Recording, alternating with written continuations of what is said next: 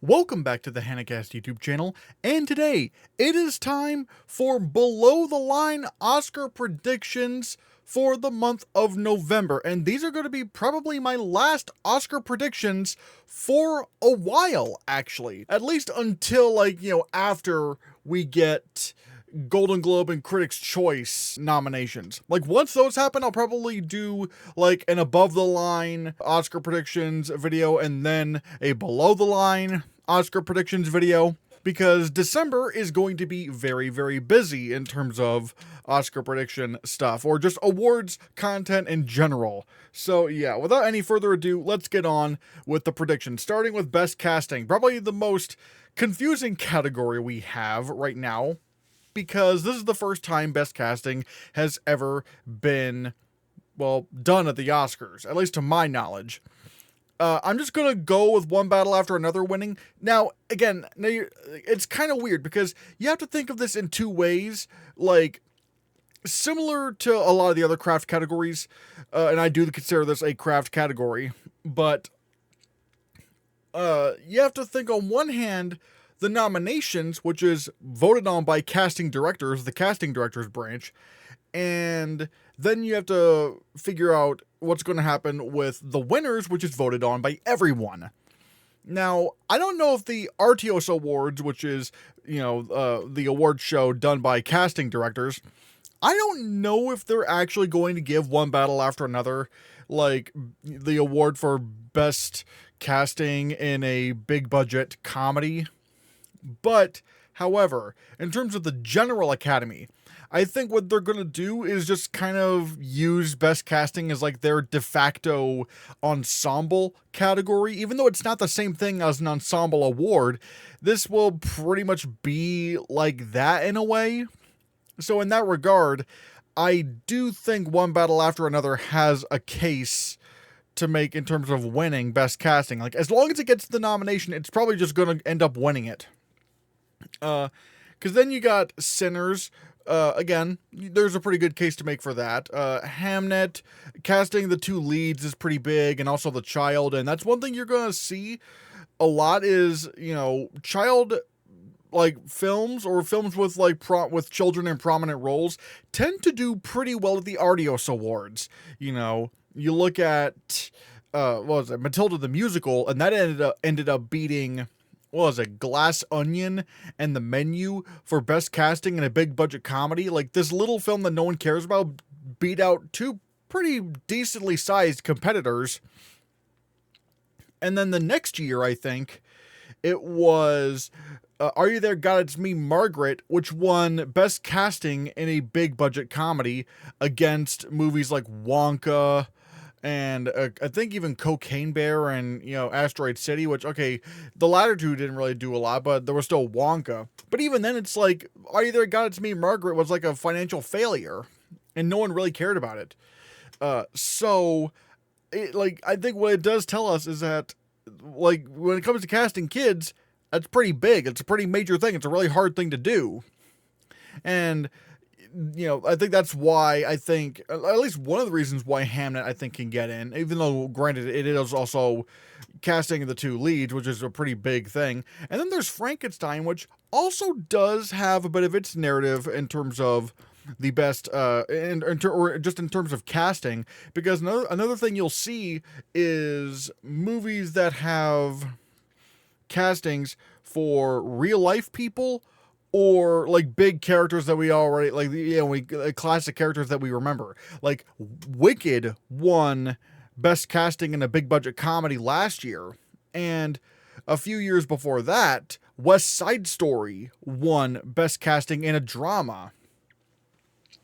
Because, again, it's trying to figure out, okay, these are some classic characters. How do we reimagine them? What we need some really good actors to fill in these shoes. Frankenstein could probably do that.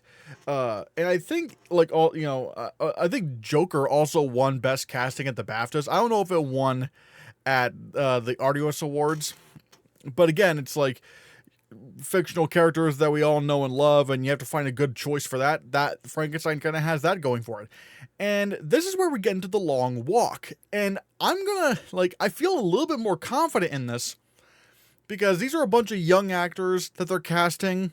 Obviously, they're not kids. Like, these are, like, a lot of these guys were, like, 18 or maybe even late teens. But it's still a pretty, like, daunting task to try to cast this kind of an ensemble.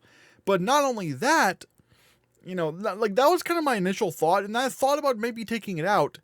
And then the Critics' Choice Awards actually shortlisted it for Best Casting. Out of nowhere. And it's like, huh. And I'm starting to think, maybe I was onto something. Now, again, granted, it was a shortlist, but at the same time, like, they didn't shortlist. Actually, let me check for a second. Yeah, like, the Critics' Choice Awards did not shortlist Sentimental Value for Best Casting. They just did not do that. They also did, let's see, no F1. Although maybe F1 is maybe stretching it a bit. Let's see, no Train Dreams. They didn't do Train Dreams for casting.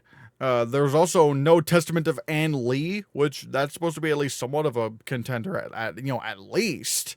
And again, I'm kind of looking at this and it's like, no Wake Up Dead Man. And again, The Long Walk still managed to get into the shortlist. I think I'm going to keep The Long Walk in at number 5 because I feel like, again, that whole thing I was talking about, casting a bunch of young actors, that I feel like could be pretty significant. So we'll have to see.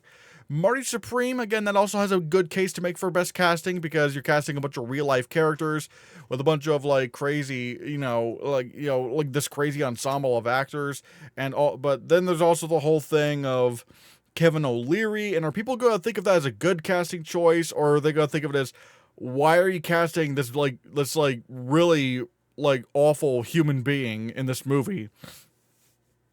Which is fair. So that's kind of tough. There is also Sentimental Value. And again, the fact that it didn't make the short list at Critics' Choice, like, it's a little bit weird. But then again, like, Sentimental Value just generally did not do very well the short lists at all. I mean, hell, one of the only short lists it got was weirdly production design, which I don't really understand that. That's kind of weird. But still, it is something to to at least take note of. No Other Choice could maybe get in for casting. Again, I'd be very curious about if that could happen. It was just an accident. Honestly, I think that deserves a best casting nomination. Just casting a bunch of these like actors that no one's ever heard of, and they're all giving like such fantastic performances. Oh my god. Rental Family. I need to see what's going on here because I don't think the Critics' Choice Awards shortlisted that. No, they did. They did shortlist Rental Family. I am very curious to see if that can actually hold some life to it, or if it has life, I should say. And granted, it does have like a family. There's like family stuff in it, so I am curious about that. Let's see, Blue Moon, again, casting actors as like real life people. I'm very curious about that. Smashing Machine, if it was like more well received by the general public, I'd say maybe, sure, but I don't know. The Life of Chuck, again, the kid cast, I want to keep an eye out for that. Jay Kelly, I mean, the whole thing about casting all these actors, but then they're kind of playing versions of themselves, but then again, could that bite the film in the ass a bit? I don't know. Begonia, I'm not counting on it because the Artios Awards, to my knowledge, have never nominated a Yorgo Lanthimos film. So, I don't know. Secret Agent, keeping an eye out for that. Actually, let me look here, because I could have... the Secret Agent got shortlisted for Ensemble at Critics' Choice as well, which, again, unexpected. Did not expect that to happen. Is this thing on The Testament of Ann Lee, Nuremberg, Train Dreams, Wicked for Good? And yeah, you're probably wondering why I have Wicked for Good so low. It's like, again... Like, this goes even beyond just the fact that the Academy, not the Academy, that the reviews for the film are not that great, and the audience scores are still worse than the first one. But even when I was maybe considering this for Best Picture before it came out, it didn't really have a good case to make for casting because there's only really one new casting choice that they make, and that's The Lion. and where you know they cast Coleman Domingo, but from what I've heard, he only has like 2 lines anyway. So it's like, and Dorothy, you don't even see her face, so there's probably not even like a performance going on there, to my knowledge. So with that in mind, and I know people are gonna be like, well, they didn't get to do it the last time. But that's not really how craft branches really operate. They don't go off of narrative. Like, they kind of just, and yes, I do consider casting a craft branch. So, like they don't really go for the whole narrative thing. Like, whenever people try to predict narratives for the craft categories, it just does not work out. It just doesn't. Like, remember when people tried to predict Welcome to Chechnya for best visual effects because, oh man, it's such a good way to use deepfakes and hiding people's faces to obscure their identities. But that narrative didn't work. It didn't get nominated. So it's like, well, yeah. So I just don't think the narrative is going to work out there because, again, craft branches don't really fall for narratives. Like, most of the casting was done in the first Wicked, so I just don't think it's going to happen. Even if this were in Best Picture, I don't think it would get Best Casting because they did it all in the first film, and they're not going to want to give it an award just because they didn't get to last time. International Feature, all right. I'm just going to jump straight into like some of the like kind of bigger categories here. This is such a tight race between No Other Choice, Sentimental Value, and It Was Just an Accident. It is honestly really hard to choose. And all 3 of them have great cases to make. I do have all 3 in Best Picture. And yes, this can absolutely happen. This actually does have a chance of happening. So what are the cases here? The one that we had at number 1 for the most of the year was Sentimental Value. Again, makes sense. It's also probably going to appeal to the most like actors. It's probably going to appeal very much high below. Like, it's probably going to get a few SAG nominations. How many? I'm not sure. But right now it's looking at 4 acting Oscar nominations in total, which is nothing to scoff at. That's pretty big. But then there's also It Was Just an Accident, the Palme d'Or winner. And Jafar Panahi is out there campaigning, and he, like, some people even are thinking that this could win original screenplay. I myself am very conflicted on whether or not Accident wins original or Sinners wins original, but I don't know. And then there's No Other Choice. And this is the one that a lot of people are starting to come around on because they're finding out, oh, wait a minute, No Other Choice is really Oscar friendly.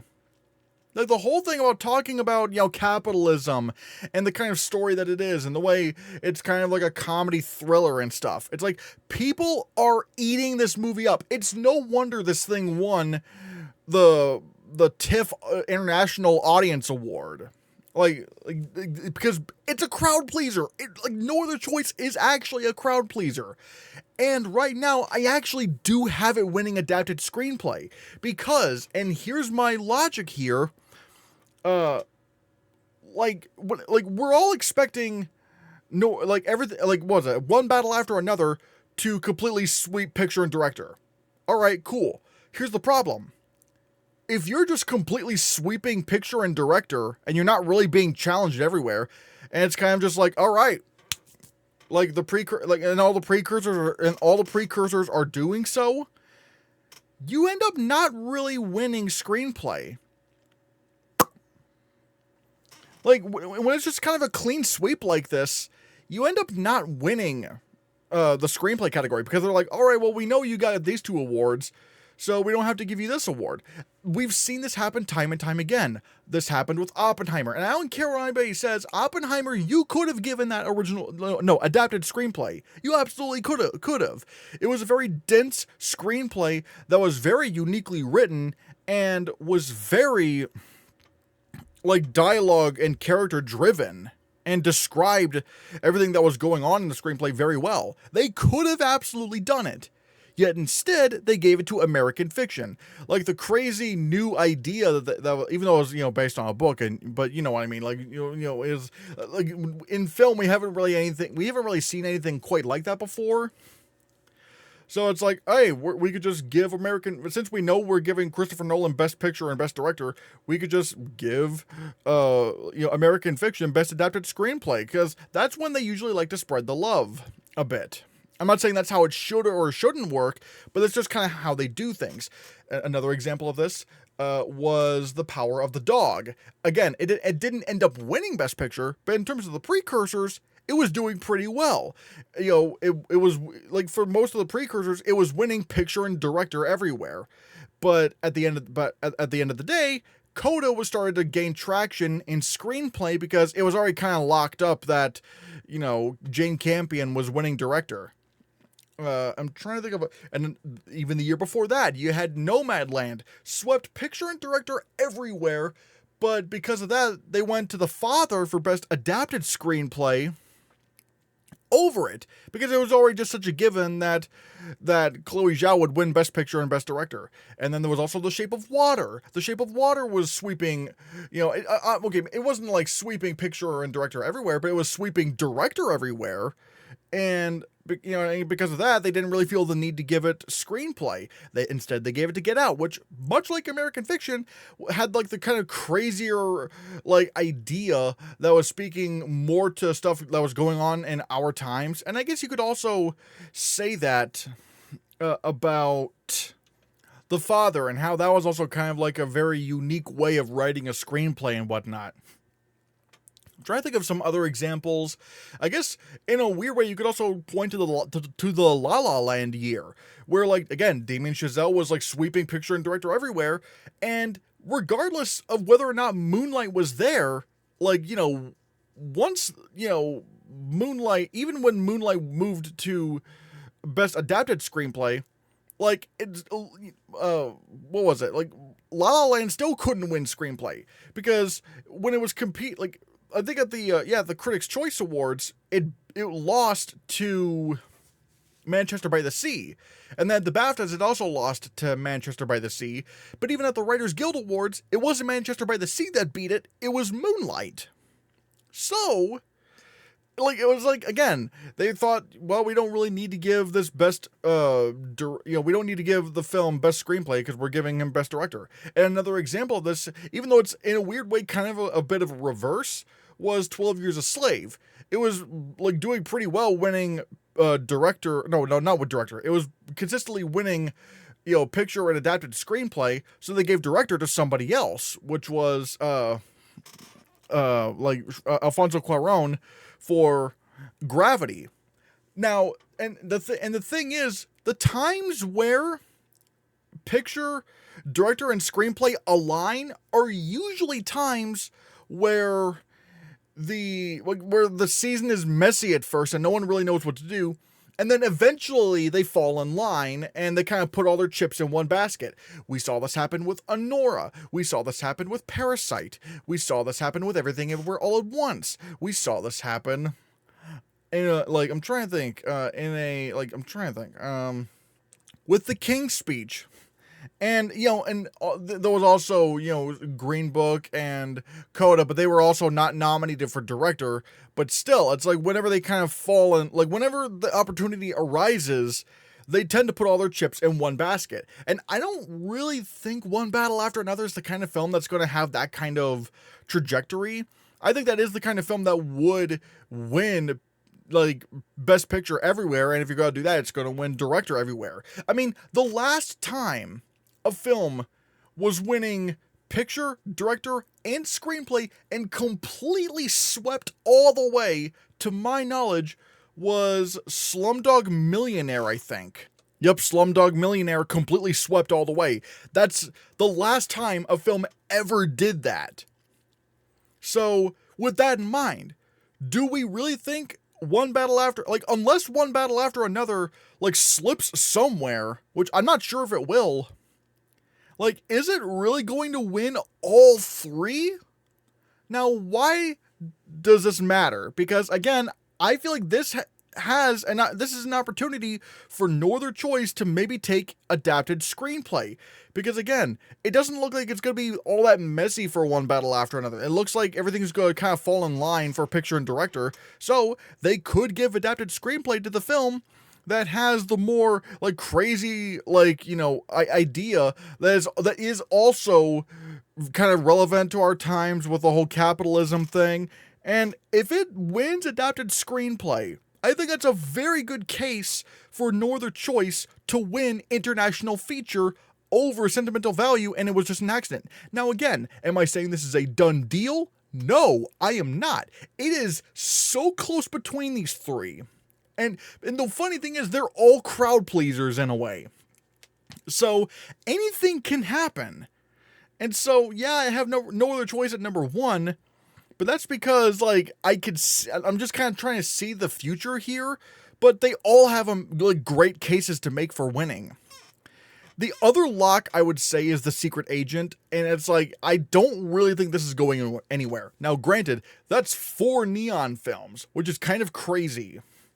But, however, I just feel like with Wagner Moura potentially winning the Globe, it's like, at that point, how would this not get into Best International Feature? I mean, hell, I already have it in the top 15 for Best Picture. So, like, I have to put it as number 4 here.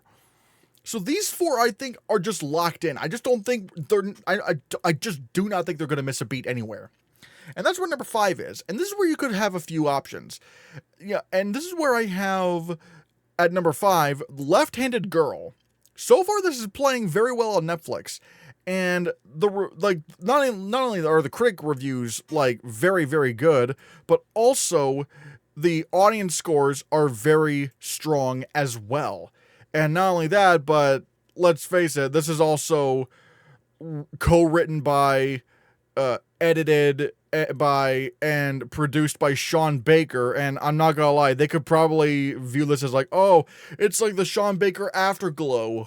They could probably just do that. I mean, again, the reviews are strong enough, and it's definitely visible. So, Left-Handed Girl could just happen like that.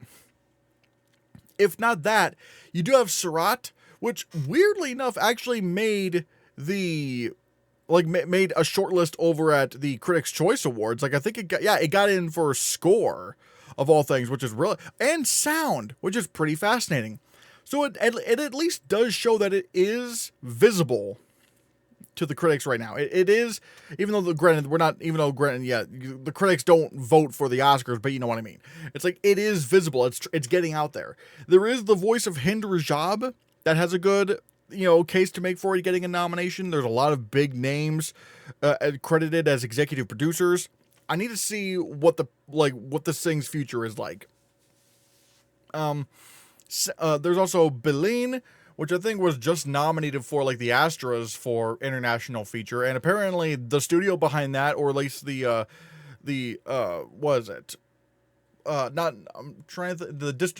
distributor is trying to get everyone to watch this movie as much as possible. So I'm very curious about that. Sound of Falling, perhaps The Love That Remains, Homebound, The President's Cake, 2,000 Meters to Andrivka. I would take that more seriously, but at the same time, was it 20,000 meters? No, what was it? Man, what was that movie called? Okay, so 20 Days in Mariupol, and I think this is from the same director. Okay, yeah. But if that couldn't make international feature, I don't think 2,000 Meters to Andrivka is going to. Mr. Nobody Against Putin, and then there's Palestine 36. I feel like these are just probably the biggest contenders for international feature right now. So unless something just gets wiped off of during the shortlists, like something big, like I'd be kind of wondering. I will say I do kind of wonder if Left-Handed Girl could be taken out of the shortlist because of its association with Sean Baker and the fact that he already just won 4 Oscars, and that could give this film too big of a boost. But then again, it's also like, well, it's not going to win because like there's already like 4 films significantly higher above it. So yeah, we'll have to see. Animated feature. Even just a couple days ago, like this race got so much tougher, and not because of competition, but like weirdly enough in terms of lack of competition, because the Academy decided like they showed their like they show what animated films were eligible this year for Best Animated Feature. Normally that would not cause a big ruckus, except this time, like in an already weak year for animation, so many films were not on the list for eligibility.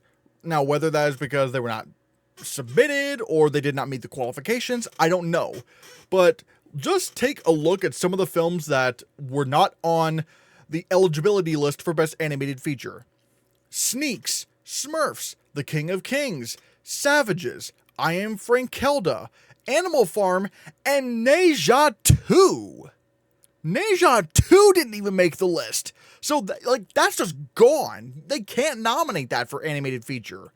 Which, that was the biggest shock. I mean, I was already not expecting it to get nominated because it's like no one in the United States has watched that movie or cares about it. But it's like, now it's just not in competition. So at this point, it's just the top 6. Like, I'll get to the order here in a bit. I have Arco at number 1, number 2, Little Amelie or the Character of Rain, number 3, K-Pop Demon Hunters, number 4, Zootopia 2, and number 5, Elio, and number 6, In Your Dreams. If it's not this top 6 all the way through, I'd be shocked because, like, there's no, like, I can't possibly imagine what could take any of these films out. Like, what? Like, let's take a, okay, starting off with Arco at number 1 and Little Amelie at number 2. I think it's going to be one of these films that ends up winning, because when K-Pop Demon Hunters was deemed ineligible for the BAFTAs, I feel like that was a massive blow. And yes, I know people are saying, well, it's not like it was about its quality, it's just it didn't, qualify in terms of its, theatrical release. It doesn't matter. I don't think that matters. Or in this case, I think this, this does hurt its chances to win, because BAFTA is a huge boost. And not only that, when has there ever been a film that won the Oscar for Best Animated Feature that was not also nominated for the BAFTA? I don't think that's happened. And not only that, but it's like, we've seen before that, yeah, even if it's like an eligibility issue and not really a quality issue, if you get even being deemed ineligible at the BAFTAs can prove that, or at least can show that it does hurt the hype. An example of this was when the Zone of Interest was deemed ineligible for the BAFTAs. I don't know why, but it was just deemed ineligible, even though it made the Oscar shortlist. But then guess what happened? The Zone of Interest, and I'm talking about for Best Original Score. And look what happened at the Oscar nominations. The Zone of Interest did not get nominated. It was not nominated. And I believe, if the Zone of Interest got the nomination at BAFTA, it probably could have made a good case to be nominated for the Oscar. Or at least it could have helped its chances, because it's like, hey, this last bit of hype can maybe get this film through a bit. I mean, it helped in adapted screenplay. It surely helped there. But without that last bit of hype, I feel like that did kind of hurt it in original score, especially since the score category is pretty heavy on Best Picture films. And the Zone of Interest was already clearly in Best Picture. And so that leaves a couple of films. Arco and Little Amelie. Even when I was doubting K-Pop Demon Hunters would win Best Animated Feature and I had Zootopia 2 in there, I did say that, I do have my trepidations about this. I don't know if trepidation is the right word, but it's even I was not really sure about it, because the only sequels to ever win Best Animated Feature were Toy Story 3 and 4. And even then, Toy Story 4 did not have a perfect path. It literally lost the BAFTA. And guess what? The first Zootopia lost the BAFTA to Kubo and the Two Strings. So how do you think the sequel's gonna do? So I started thinking, what could win the BAFTA? And I started thinking it could maybe either be Arco or Little Amelie. Now, what's interesting about these two is I've seen Little Amelie.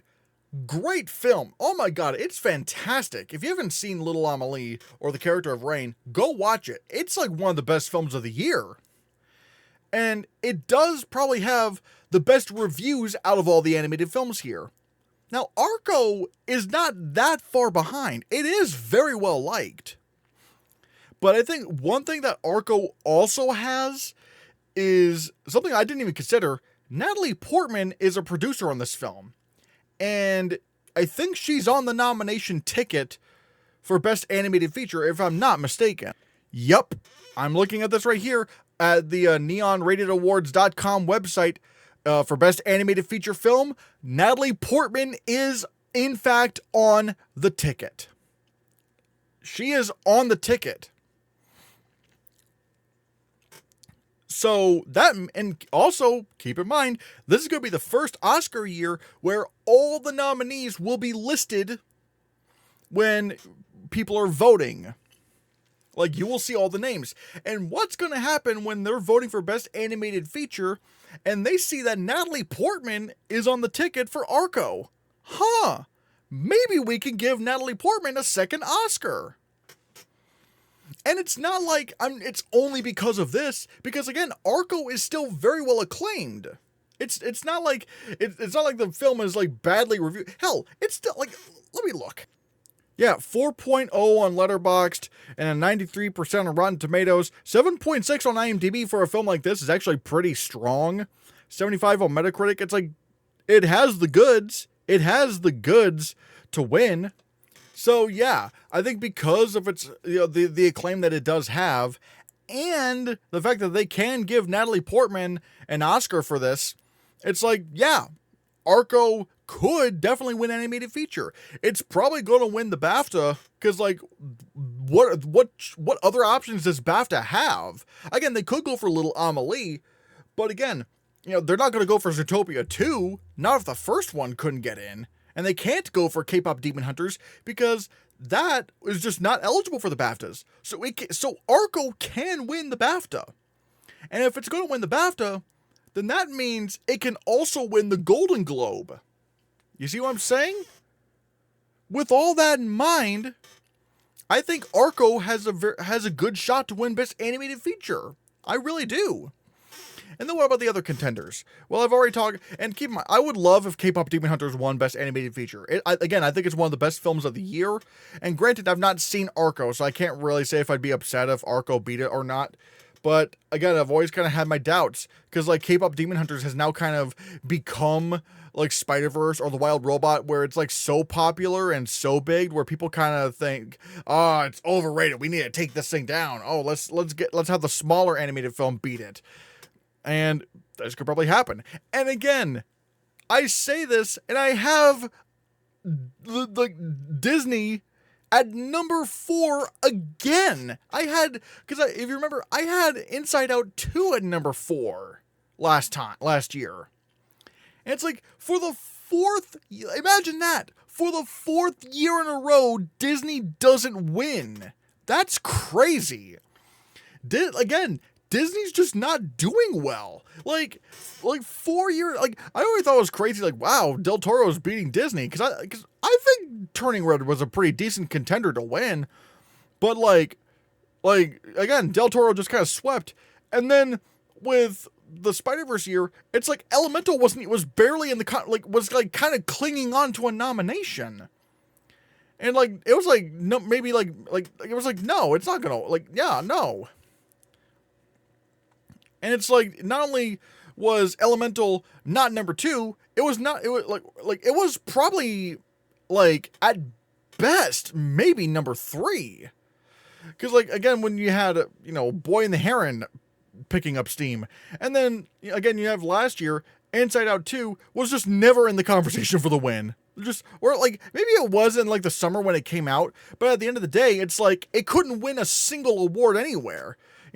Couldn't win Golden Globe, couldn't win Critics' Choice, couldn't even when the BAFTAs didn't go for either Flow or Wild Robot, they still went for something like Wallace and Gromit above Inside Out. So it's like, And then there's that fifth slot, which is very tricky because it's only between two films. It's like a coin flip. You either got Elio or you got In Your Dreams. And this is tough. It really is tough. I'm going to go with Elio because it's probably going to be more visible. But like the reviews between these two films are about the same. Maybe Elio is slightly better, but then again, I don't know.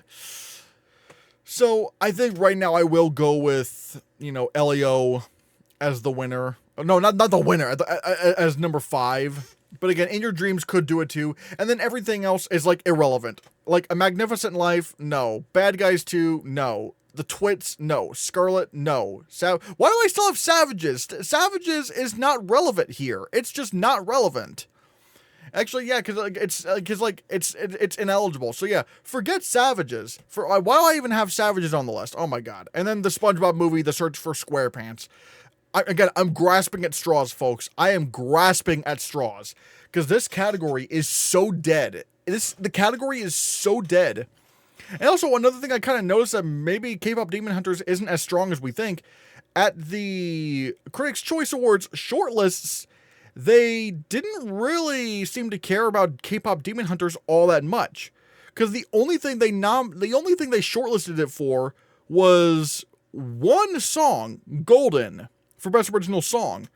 Like, they didn't put it in for sound, they didn't put it in for score, they didn't put it in for visual effects, which I'm not saying I would, but it's like, they did this with Spider-Verse, like, they nominated Spider-Verse for visual effects, and they didn't do that with K-pop Demon Hunters. I think it is showing that K-pop Demon Hunters is just not going to be as strong as we initially thought. It's just probably not. So yeah. Animated feature, it's kind of like, honestly, it is kind of, I do think it's between Arco and Little Amelie, but I think Arco might slightly take it. So yeah. Cinematography. Here we go. We have Sinners at number 1. I still think Sinners has a good case to make for winning Best Cinematography. I kind of do. It still has like the big IMAX shots. It still has like the crazy colors and the one-take sequence. But at the same time, there is one battle after another. And oh my god, if they really wanted to give that movie another Oscar, they could. But at the same time, it's just like, I don't know, it's just not as showy of cinematography to me as Sinners is. Like, Sinners just seems more like a cinematography kind of film. But who knows? You also have Frankenstein. I have Frankenstein at number 3, because I do have Frankenstein in Best Picture now. And some people are saying it could threaten the win for cinematography, which maybe, I don't know if it will, because even The Shape of Water didn't win cinematography. But who knows? Hamnet, I think, is just going to be just fine. And then number 5 is interesting. You got a few options. I have Train Dreams at number 5, because I'm feeling like having seen Train Dreams, the blocking in that film is very well done. And I do have a feeling maybe if ASC goes for this film, I think it's so in if ASC goes for it. And then at number 6 there is Marty Supreme, which is from what I heard, it's done by a big name cinematographer who has been nominated before, I think. But I don't know. And again, I haven't seen Marty Supreme, so I can't say for sure. But the trailers don't make it look like a big cinematography kind of film. Whereas Train Dreams, it's like the whole point of the film is that it is a very beautiful portrait of life around that time. So I want to keep that in mind. And let's see, No Other Choice. I think that has a good case for cinematography as well. And I think that also made the Critics' Choice shortlist, which, again, if it's on that many Critics' Choice shortlists, the critics are not the industry, but it's also like the film's getting out there and people are watching it. We'll have to see. The Testament of Anne Lee, I've heard that could be like a dark horse. Ballad of a Small Player, I know everyone hates this movie, but again, this could, sometimes the cinematographer's branch goes out for something that's, so clearly not liked and no one cares about it. But, however, it's like they will go for it in cinematography. So I still think it's worth looking out for. Anemone, again, in a similar way, sure. I mean, the cinematography in Anemone is also really, really good. So yeah. Begonia, again, maybe I could see it. Maybe it's not as showy as some of like other Yorgo Lanthimos's films, but still. Jay Kelly, I don't know. Even from the trailers, like even if this were to get into Best Picture, I don't expect cinematography to come along with it. It doesn't look that impressive cinematography wise.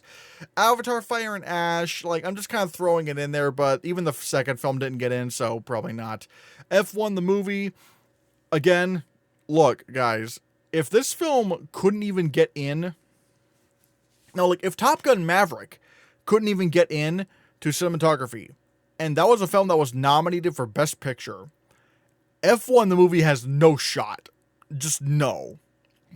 Wicked for Good, I mean, God, I think even, hold on, actually, wait, hold on a second here. Because if I'm not mistaken, yeah, the Critics' Choice Awards nominated Wicked for Best Cinematography, alright?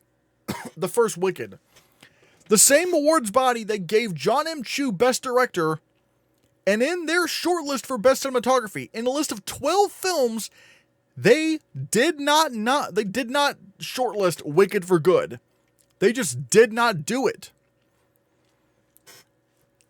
Again, the critics awards were kind of like this movie's biggest fan, and even they didn't nominate the sequel for or they didn't shortlist the sequel for cinematography. So like, I just don't think. Like, this is, even if this were in Best Picture, it's not going to get in cinematography. But even like with the reviews that we have, it's like, it's already looking to underperform. And again, I don't know why people are thinking that I'm just like trying to deny Wicked. It's like, guys, it's underperforming not only in the Critics' Choice Awards shortlists in categories where it got in the first time, but also even at the Astra Awards, it like where they so glazed that movie with Best Picture, Best Director, Best Actress, Best Supporting Actress, and a bunch of other awards. They glazed Wicked, and yet this year they didn't shortlist it for Adapted Screenplay, and they didn't shortlist it for Director. Even in places where Wicked's doing well, it's not doing as well. Like, come on, guys. Nuremberg and Nouvelle Vague, I mean, who knows? Maybe. I don't even know. It's like, I don't know. Probably not. But yeah. Film editing. Alright. This is where things get juicy. One battle after another, it's gonna win. It's winning Best Picture. It's a big action film. It's a big action film winning Best Picture. Why would it not win editing? Whatever. If No Other Choice does not get an editing nomination, I will be pissed. I will be pissed because No Other Choice has the sauciest editing in a film I've seen in a while. The editing in this movie is insanely good. And it did make the Critics' Choice Awards shortlist. And if it does, it needs to get that Oscar nomination. It needs to get nominated for editing. And if it's in Best Picture, it's golden. Gonna be golden. Whatever. But it's like, if this gets into Best Picture, it's so gonna get editing. Because the editing is just too good. Right? It's too good. So yeah. If the Academy wasn't so biased towards like just awarding the Best Picture winner editing, they would be giving it to No Other Choice. But Marty Supreme, I think is going to do pretty well here. I think it's going to get nominated for editing, and I think it's going to be pretty strong. If they I don't know where this is going to be competed over at the American Cinema Editors Awards, whether it's going to be in comedy or drama, I don't really know. Because this, this could have a chance to win at the Eddie Awards. It has a chance to win at the Eddie Awards, again, American Cinema Editors, because it's a sports film in Best Picture. And what do we usually see? Sports films in Best Picture tend to get nominated for editing at the Oscars. Look what happened with King Richard. Hell, it even won the Eddie Award for drama. Look at Ford v Ferrari. That won Best Editing. I, Tonya was pretty close to Best Picture, and that ended up getting nominated for editing. Like, if you're a sports film in editing, you tend to do well. Hell, I think even $1 Million Baby won editing. Again, sports film in Best Picture. Don't count those out. So Marty Supreme, I think, could be a pretty big contender here in editing. Sinners, I think it's just a very solid showcase of editing throughout the entire film, especially the way it incorporates sound. I mean, the whole pale moon, so like pale, pale moon, and it's like it kind of cuts back and forth between her singing and them beating the guy up, and it's just kind of like rhythmically doing that. It's like that's just the editing flexing, and that's wonderful. So it's gonna get nominated for editing, and then Hamnet, because it's like a top 2 film for Best Picture, it's gonna get nominated for editing probably. And then there's some other contenders, but I don't really feel as strong about them, like Sentimental Value. I don't know how strong of an editing film that is. Testament of Ann Lee's probably not going to get editing. I mean, hell, if The Brutalist could just barely squeak by in editing, like I don't think Testament of Ann Lee has much of a case in editing. Frankenstein, I think people are going to think Frankenstein's happening. It might get a couple of precursors, but ultimately it's probably going to fall off. It was just an accident. I was initially thinking maybe this could get nominated for editing, but having seen the film, it's like it's not really edited too much. I mean, it's very well paced, but so many scenes just kind of happen in one take. So it's not the showiest bit of editing out there. So yeah. Avatar Fire and Ash, I have it in best. I only kind of have it in the top 10 because it's in Best Picture, but we'll have to see. 11 is Begonia. If Begonia were to be in Best Picture, I think this could definitely threaten for a nomination for editing. I really do. But because I don't have Begonia in my top 10 for Best Picture, I have it just outside. So yeah, and I learned my lesson. From last year. I tried thinking maybe challengers could get in because of a sports movie thing, but then I didn't take it into consideration. Well, it's very much not in Best Picture, so it's not going to get an editing nomination. So yeah, I'm only kind of considering. Oh, my mustache is looking kind of weird right here. I don't know why, but yeah. I just need to look out for Begonia. Jay Kelly, again, I don't have in Best Picture, but I'm kind of looking out for it. F1 the movie, it's gonna get nominated for like maybe Critics' Choice and even the Eddie for drama, and maybe even honestly it could even get the BAFTA nomination because it's like a racing movie and the BAFTAs love those. But I just don't think it's gonna get the Oscar nomination. Like it's just, again, it's not in Best Picture. It's not close to Best Picture. It's just not. Nuremberg, House of Dynamite would have had a very strong case for editing if American audiences didn't hate this movie. Yikes. Train Dreams, I'm not sure. Wicked for Good, no. And is this thing on? No, probably not. So, yeah. Production design. We have, now because I have Frankenstein in Best Picture, I could put it at number 1 for production design. And in case you don't know, throughout the year, I was so confused because, let's face it, production design and Best Picture are really tied together, and I didn't really know what to do, so I just kind of defaulted to Sinners, even though I didn't really think it was going to win Best Production Design. I just didn't have another alternative that was in Best Picture, because Avatar Fire and Ash, I just don't feel like that's a winner for production design. It would probably just barely get production design, to be honest. I didn't have Wicked for Good in Best Picture, and now I certainly don't. So I didn't think that was going to win editing. No, not editing. Production design. And then there's Hamnet, which is now in Best Picture, but it's also like, is it really that strong of a production design contender? I don't know. But now that I do think Frankenstein might actually be solidly in there for Best Picture, it can win production design. And I think it's going to take it. And yeah, in terms of the top 5, this is pretty solid for me. Although, again, if Wicked for Good underperforms, and God, and again, people are in the comments are going to complain about me again. Oh my God. But just go with it here. Wicked for Good. If this movie underperforms, it could slip out of some categories. And I already have it slipping out of some categories as is. But however, production design could be fatal because because even Dune Part 2, which was considered better than the first Dune by everyone, even that got nominated for less awards than the first film won.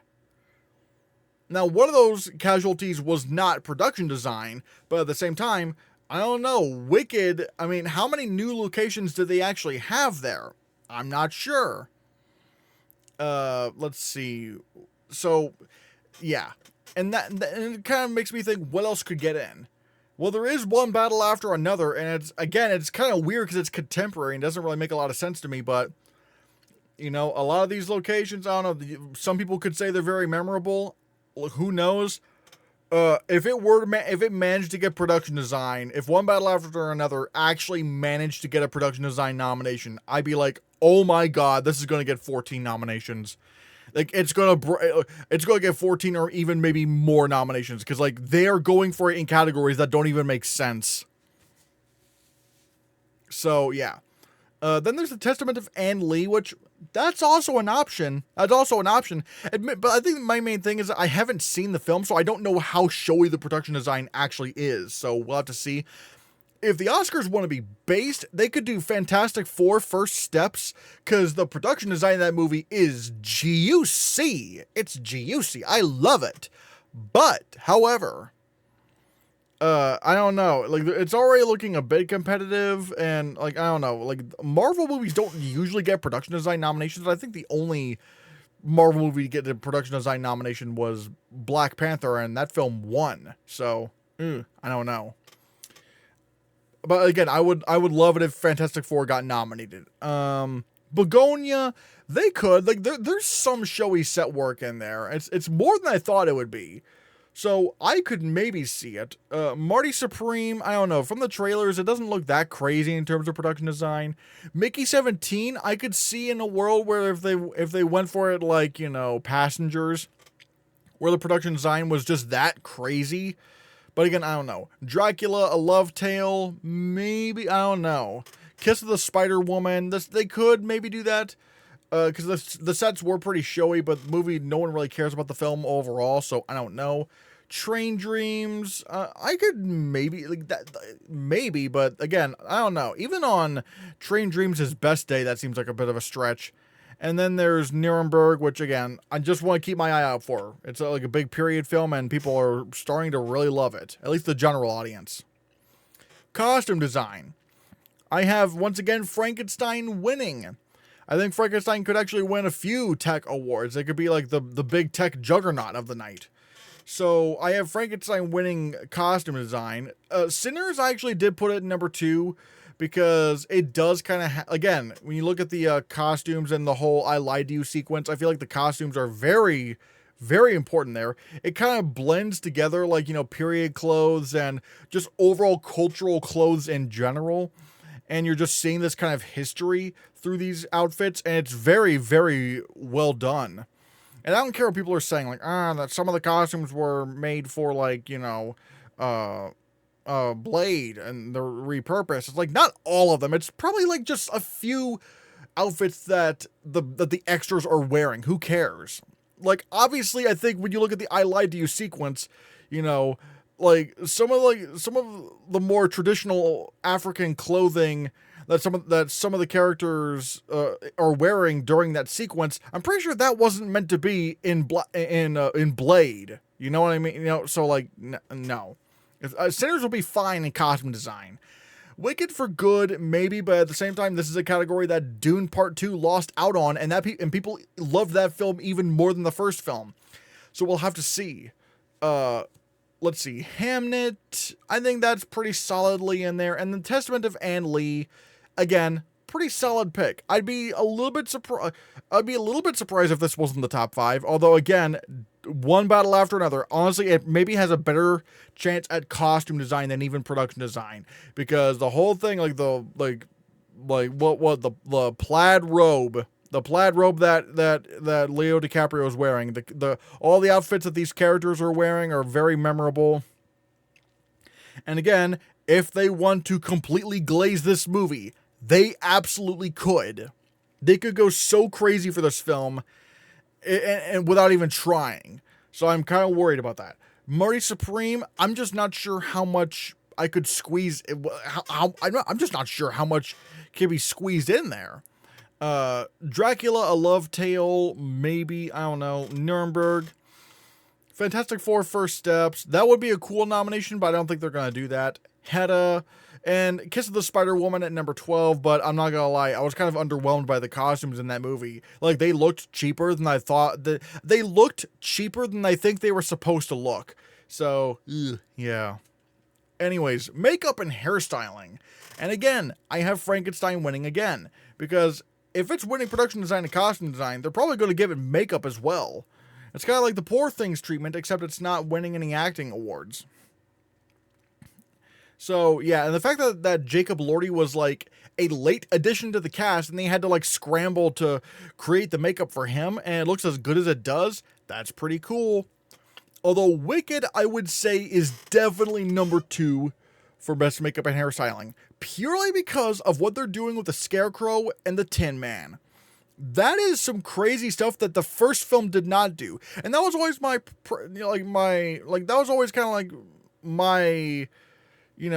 concern with trying to predict Wicked for best makeup and hairstyling, because the makeup branch tends to go for the more prosthetic stuff.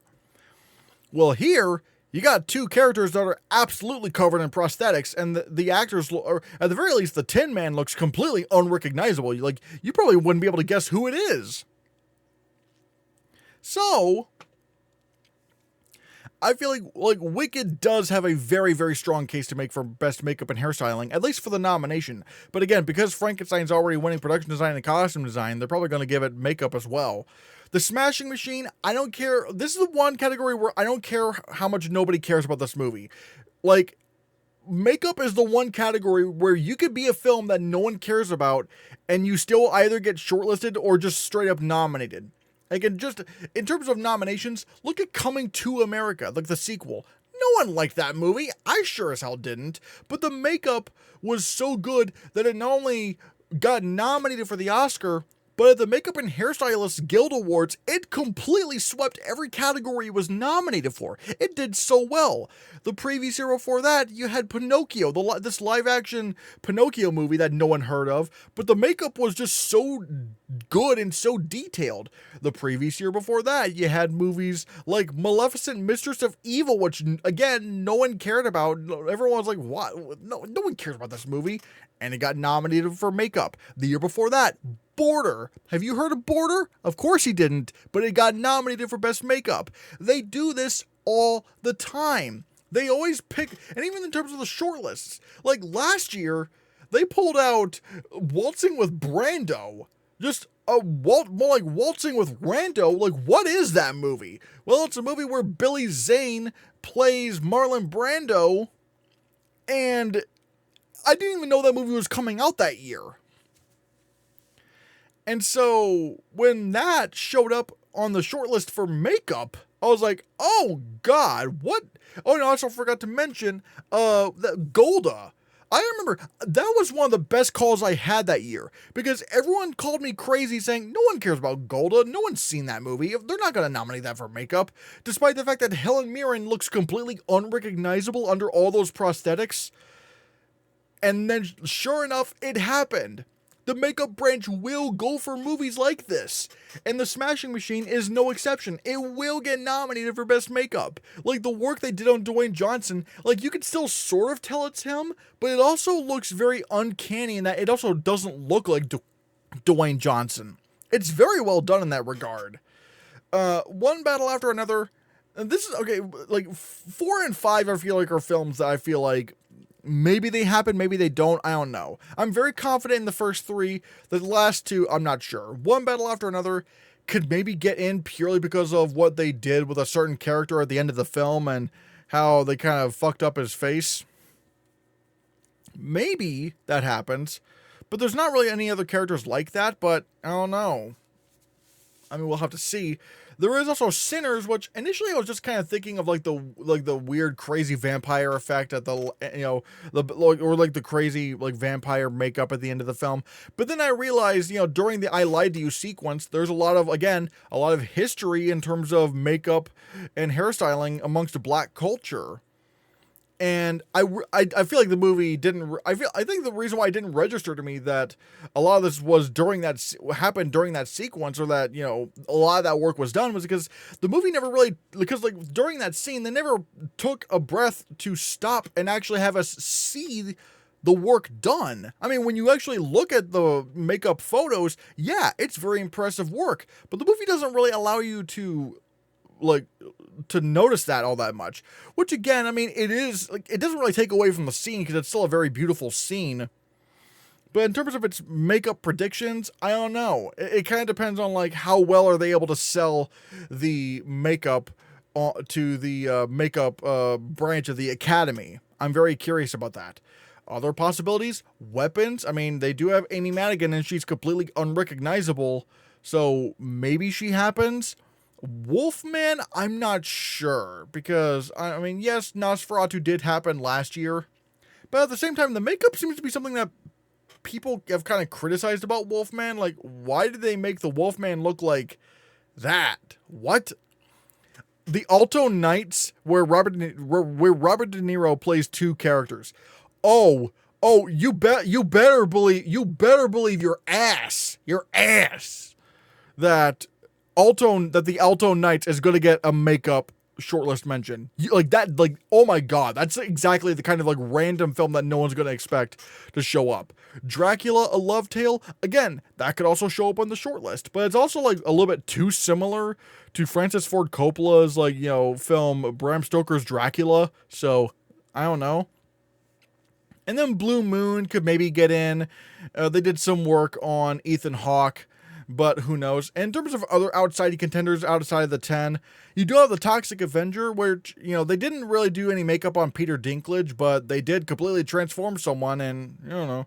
There is Superman. Superman did make the Critics' Choice shortlist, but I don't know. I'm a little bit worried because they didn't even because like the makeup branch at the Academy did not even shortlist Guardians of the Galaxy Volume 3, even though I feel like that should have actually won Best Makeup. So, I don't know. Captain America Brave New World, I mean, they do have the leader, they have the makeup they did on him. Will that actually happen? I'm not sure. We'll have to see. Let's see, 28 years later, they don't really nominate zombie movies. I just don't think that's happening. Marty Supreme, Kiss of the Spider-Woman, not showing enough work, I don't think so, but we'll have to see. Then we get to visual effects, and this is one where we actually do have a clear picture, or at least a clearer picture, because the 20 film shortlist was released. These 20 films are what's contending for best visual effects right now. There's no more kind of guesswork in terms of like what the 20 could be. It's just these films. So, and looking at the shortlist, nothing crazy was missing. If anything, there were kind of, some surprising inclusions, some pleasant surprises, like the Electric State. Like, say what we will about the film, but the effects are pretty damn good. So, yeah, honestly, my top 5 did change from last time I did this list, but I've had Mickey say, let me just explain. Avatar, Fire and Ash, I mean, now that Wicked's just not in Best Picture, nothing can really beat Avatar for visual effects at this point. Nothing. I really don't think anything can really beat it for visual effects. Unless somehow maybe Frankenstein gets nominated, but I just don't think it's going to. And I'll explain that here in a bit. But Avatar, Fire and Ash, that's still winning. And honestly, I don't know why people are saying Wicked for Good is going to get snubbed for visual effects. It's like, what? Why? Like, even if this were to miss Best Picture, which I'm expecting it to, it would not miss visual effects, guys. And because people are saying, oh, the first Wicked only got nominated for visual effects because it was in Best Picture. It's like, when has that ever worked out? Like, being in Best Picture doesn't help you at all. Like, the list of films that were in Best Picture that got snubbed for visual effects is like hilariously long. All right, The Substance, Oppenheimer, Poor Things. Let's see, Everything Everywhere All at Once. You had I'm trying to think of like what other potential films that were like in Best Picture. Oh yeah, Mank, that didn't get nominated for visual effects. Black Panther, that didn't get nominated for visual effects. Arrival didn't get nominated. Dunkirk didn't get nominated. Again, so on and so forth. It's like just because you're in Best Picture doesn't mean you're going to automatically get nominated for visual effects.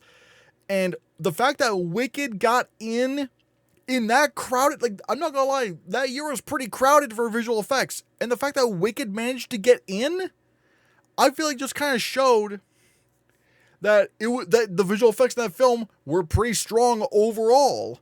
And with Wicked for Good, this year's not as strong. And from what I've heard, Wicked for Good has bigger visual effects sequences than the first Wicked. So why wouldn't Wicked for Good get in? It's just in. Like, this is the one category. It's gonna be funny because like I've taken Wicked out of so many categories, but I'm so adamant that it's still gonna get in for visual effects. Guys, it's fine. You don't need Best Picture to get into visual effects. The first Wicked was in Best Picture and got in, but history has shown and proven that being in Best Picture does not matter. It does not matter if you're in Best Picture and trying to contend in visual effects. They will snub you. Oppenheimer, which like won the Critics' Choice Award for visual effects, oddly enough, like wasn't even shortlisted in the top 20 for visual effects. Not the top 20. And before anyone tries to go, well, it was practical effects, not visual effects. Like, look at the visual effects category does not exclude practical effects. Practical effects are eligible for visual effects. It's just they did not want to nominate Oppenheimer because, you know, a 30-foot gasoline explosion is not the same thing as a detonative, like, atomic or just nuclear bomb, you know? So whatever. Wicked for Good, it's in. Then there's Fantastic Four. It's like the Marvel movie that's most likely going to get in. People like it enough, and I think it's just going to do fine. It has some cool powers from the characters, but you also have like big, futuristic cities. You have Galactus. You have all these space effects. It's going to be fine. And then there's Superman, which I am a little bit worried about because the effects are definitely deserving of a nomination, but DC has not really had the best track record for visual effects. I mean, yeah, the Batman got nominated, but that was like an Elseworlds film. Whereas this is like, it is a new DC universe, the DCU, and not the DCEU, but also like, there's some elements from the DCEU still in the DCU, and it's just kind of weird. It's like, I don't know. If Superman does not make the short list, I'm going to be very concerned. It's like, okay, so just DC Universe films just can't get in at this point. Okay. Anyways. And then there's Mickey 17. And I'm actually very much considering this. Because there's a couple of things. One, I saw an episode of Visual Effects Artists React, and they were talking about this movie, and they were very impressed by the clone effects. Now, why specifically the clone effects? Because, a lot of movies can do this. In fact, in many ways, it's some of the easiest effects you can do. But the fact that it's so, dynamic in how they're doing it, especially that one scene where, in Naomi Aki is, touching their cheeks and grabbing their cheeks, oh, look at this, ooh.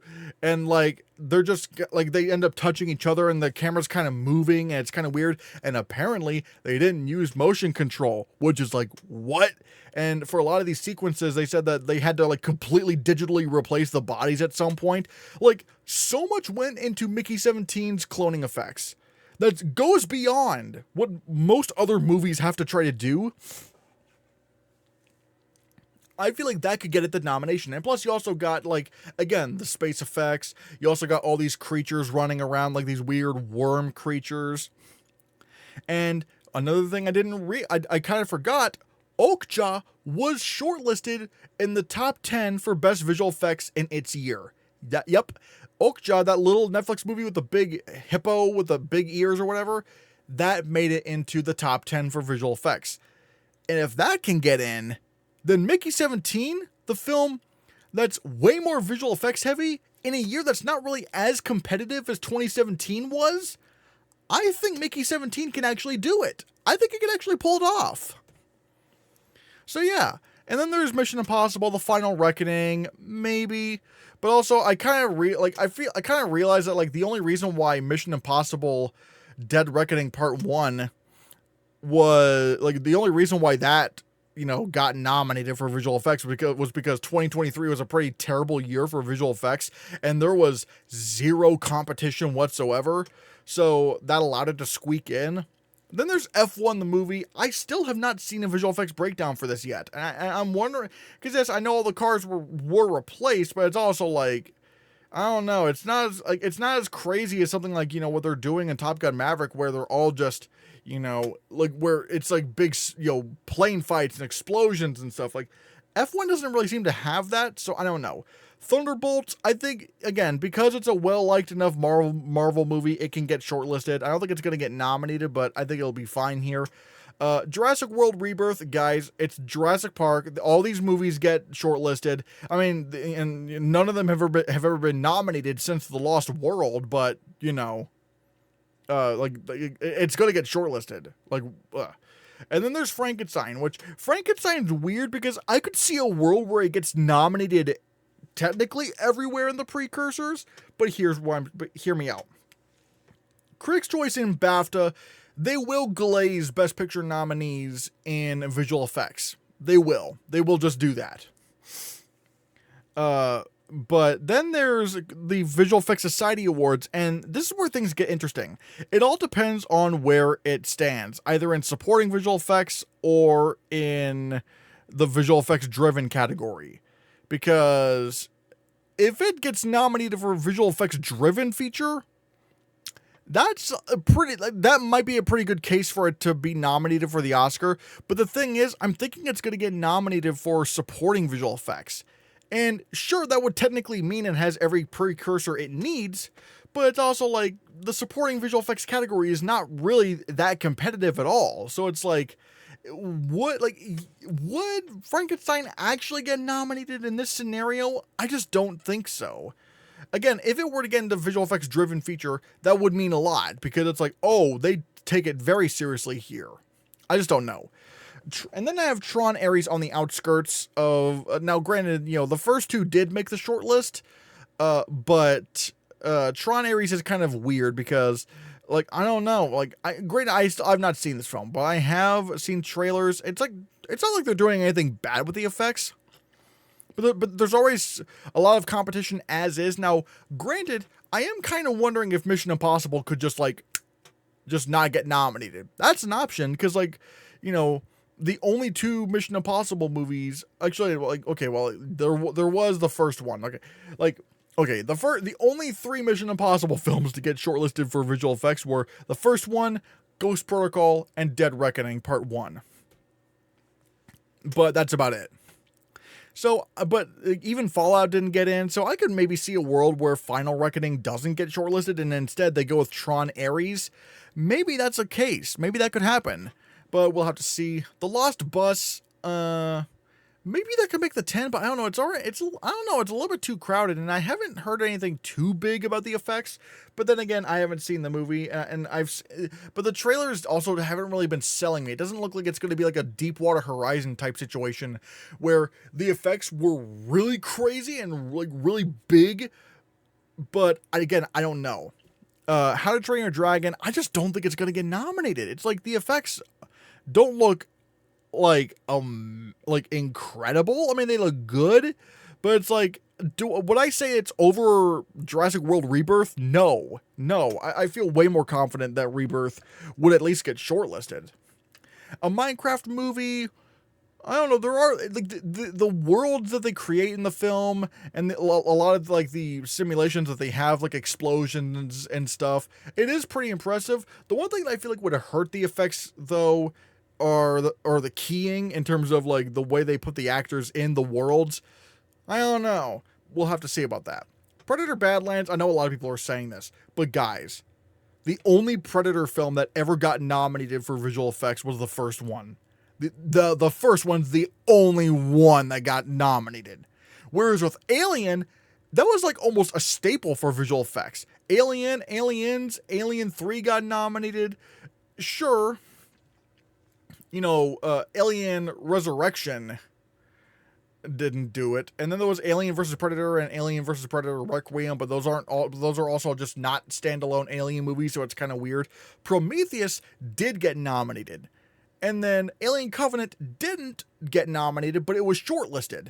And then Alien Romulus also got nominated. And those are also like big space movies that have like a bunch of big space effects. Whereas with Predator Badlands, I just don't know. It like, I don't like from the trailers, I just don't, it doesn't scream to me like a visual effects nominee. But again, I have not seen it, and you know, when I saw Alien Romulus and I saw like the effects in that, I was like, oh, okay, this is surely getting in. But I just don't think it's gonna have the kind of environment that Alien Romulus had for it to get nominated for visual effects. I just don't think so. And again, like history has shown, Alien was just a more likely film. Like the franchise overall just gets way more mentions in visual effects than Predator, which throughout that franchise's history has only made it in one shortlist. No, got nominated once. So I don't know. Lilo and Stitch, I mean, there's some pretty interesting visual effects in there, but I'm not sure if it's enough to get nominated. Captain America: Brave New World, people don't like that movie, and usually if people don't like the movie, the movie ends up not getting shortlisted. Like this happened with like, what was it? Like Ant-Man and the Wasp: Quantumania and Captain Marvel. The Marvels. So it's like, I don't know. The Electric State. Again, I'm happy it made the short list for 20, but it's probably not going to make the top 10, especially since robots themselves don't really get you a nomination these days. And then there's The Running Man. I don't think that's happening. And Sinners, I know people are going to try to think that's happening, but it's like, guys, come on. It's a list of 20. Like, Sinners is not the kind of visual effects film that they're going to do. And I know people are going to say, well, that has cloning effects too. Yes, but it's clearly not as advanced and crazy as what they're doing in Mickey 17. So, Anyways, on to Best Sound, okay? This is where we have one battle after another, and again, look, I just don't see a reason to doubt this in winning Best Sound, guys. I just don't. It's a big action film winning Best Picture. Of course it's winning Best Sound, guys. Come on.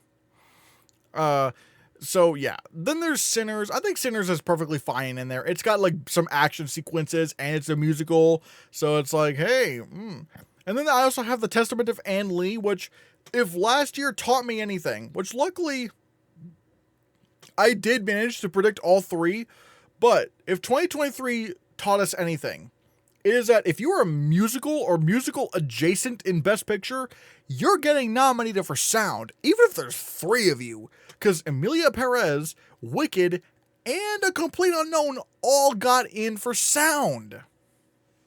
So if The Testament of Ann Lee ends up being in Best Picture, and apparently it is a musical, then I'm predicting it for sound. I'm just going to.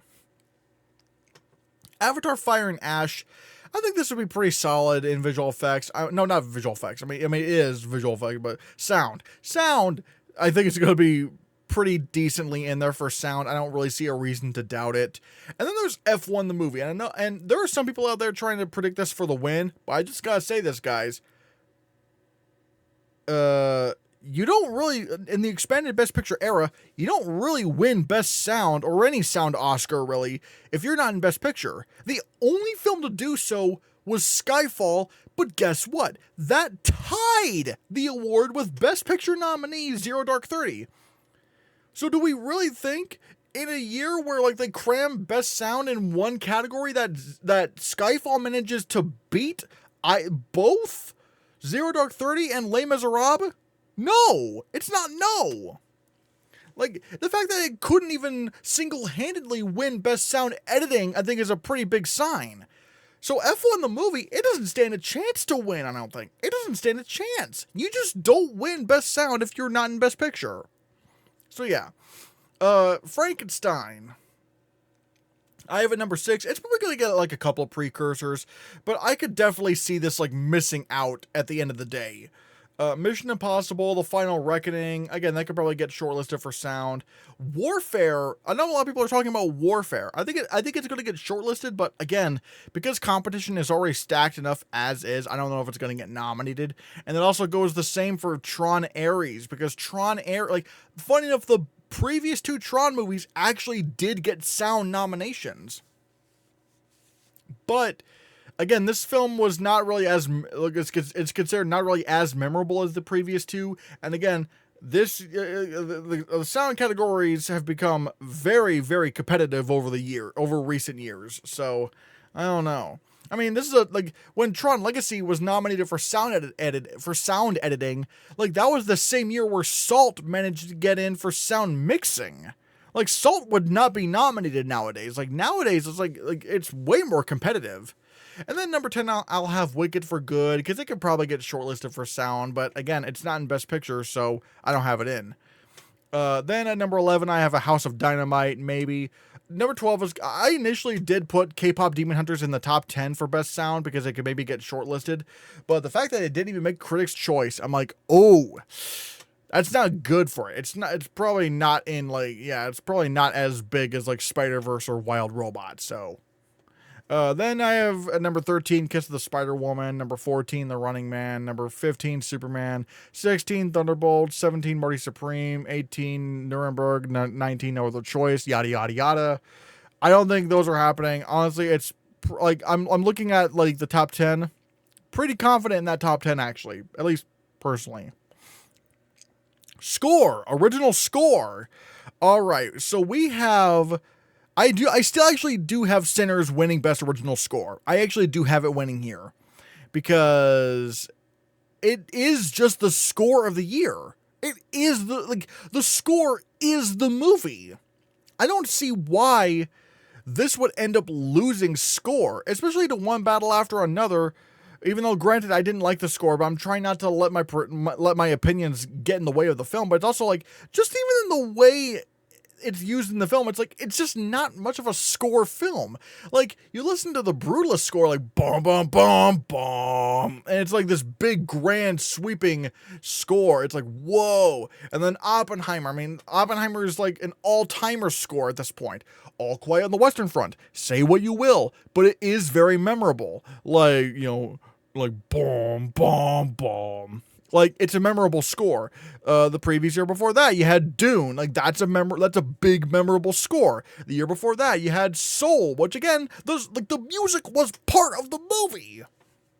So, you look between One Battle After Another and Sinners, it's like, my opinion of the scores themselves being taken out, Sinners is just so clearly more of a music-driven film. Like, the score is so integral to the film that Ludwig Göransson is listed as an executive producer. Like, he got bumped up to that level. So, I just feel like Sinners is just a stronger contender overall. And then there's Hamnet, which is eligible, because there's a little bit of like speculation as to whether or not, you know, Max Richter was going to be eligible for his score for the film, but apparently he is. So there we go. And then there were some big questions about the Testament of Ann Lee. There were some big questions around Ann Lee and that film's eligibility, because some people were saying like maybe it's not eligible. But then I think Will Mavity posted on Twitter that he talked to some of the, you know, he talked to some of the, I think, like, music people or the composers of some of these films. I'm not sure. And he did mention a couple of ineligibilities, like Superman was ineligible. Oh, and apparently After the Hunt was disqualified as well. So he did mention a couple of films that were disqualified, but he didn't mention he said he did predict maybe that the Testament of Ann Lee could make the score shortlist. So if this is true, like, I don't know if he actually asked them or not. I mean, let me see. But I think as long as the Testament of Ann Lee is not disqualified from score, as long as it's not disqualified, I feel like it could get in, because it is an original musical. So I do have Ann Lee in for now, because at least for what we know of, like, you know, a couple of films have been disqualified for score, but this one hasn't yet. So we'll have to see. And then Marty Supreme, I think, yeah, that could probably get in, which does mean I am leaving out Frankenstein, which just continues Alexandre Desplat's continuing reign of just not getting nominated these days. Like the 2020s have been pretty terrible for him because like he used to get nominated all the time in the 2010s, and then just the 2020s completely blanked everywhere. It's like, what? Sentimental value, I have at number 7. Now, granted, you're probably looking at my top 9, and it's like, those are just Best Picture films. That's something you want to try to do in your score predictions. You want to try to predict movies in Best Picture because they do prioritize those. They do prioritize the Best Picture films. So, you gotta keep that in mind. And so, like that, ultimately, even last year that proved to be true because Wicked managed to get nominated for score. So again, like, keep an eye out for that. No Other Choice. If that score that I heard is original, wow, that is impressive. I like that a lot. Avatar: Fire and Ash, I think it'll get shortlisted, but it's not going to get nominated again. Begonia has a really good score. Again, I'm looking out for that film, definitely. Jay Kelly, Nicholas Bertel, I'm looking out for that as well. F1 the movie could probably get like a couple of precursors, like it could probably get nominated at like Critics' Choice, but I don't think it's really going to translate to the Oscars that much. Is this thing on? I don't know. I haven't heard much about that score. House of Dynamite, I've heard some criticisms about that score, and that it sounds too much like Conclave. And again, everyone hates the film, so it's not going to happen. Wicked for Good and Nuremberg, probably not. So, yeah. And then the final category we're talking about today, Best Original Song.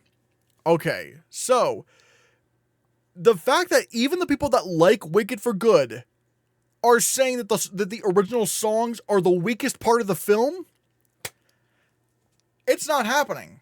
It's not happening. It's not getting nominated. The fact that even the defenders of this movie are saying that the original songs are more of a distraction than anything.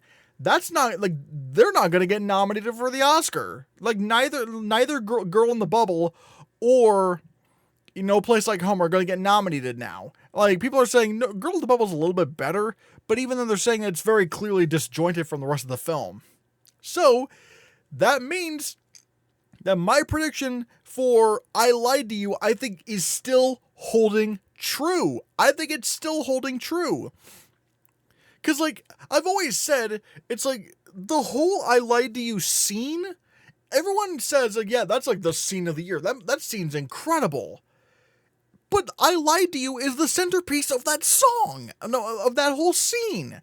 So, why would it not win? I don't understand. So, I feel like that's just going to happen. Dear Me from Diane Warren, Relentless. Diane Warren, we all know that she gets nominated. Clothed by the Sun from The Testament of Anne Lee. Again, I'm looking out for this film. I'm looking out for that film. I think that could actually get nominated for song, especially if it's in Best Picture. Again, it's an original musical. Watch out. And then we have Last Time I Seen the Sun. I think this may actually happen. Because apparently, like, the Critics' Choice Awards, they shortlisted this song for Best Original Song. And I'm like, oh, okay.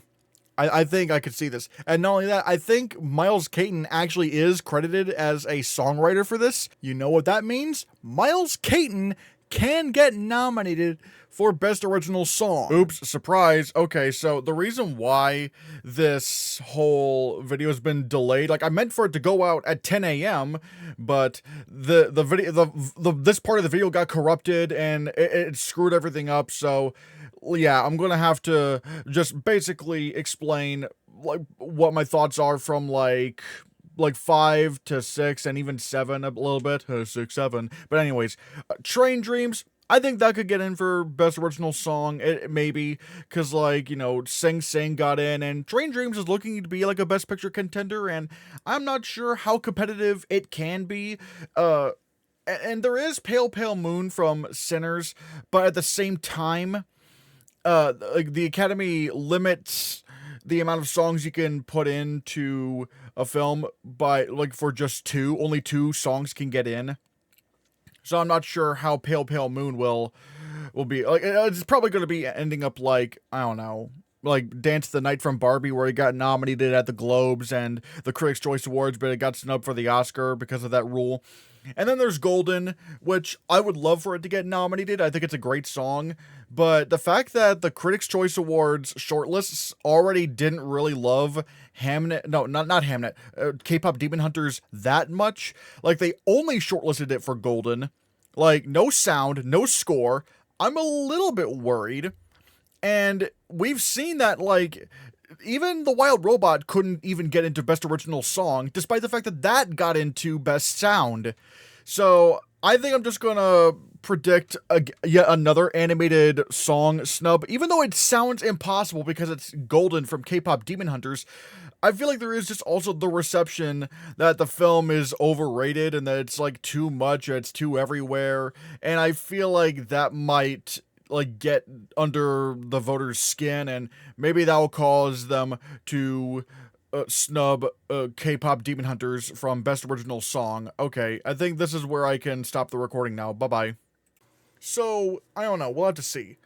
I don't want this to happen. I want Golden to be nominated, but who knows? And funny enough, I thought Just Keep Watching from F1 the movie would be F1's, song, but I guess like Lose My Mind and Drive were shortlisted at the Critics' Choice Awards. So I'm wondering if those two are the priorities instead of Just Keep Watching. I don't know. I think those two, like Lose My Mind and Drive, they're going to be like very much in the conversation. So we'll have to see what happens there. And again, I explain why I don't think Girl in the Bubble and No Place Like Home are happening. It's like even the defenders of this movie are saying that the new songs are the weakest part of the film. So, Zoo from Zootopia 2, I don't think anyone cares about that song.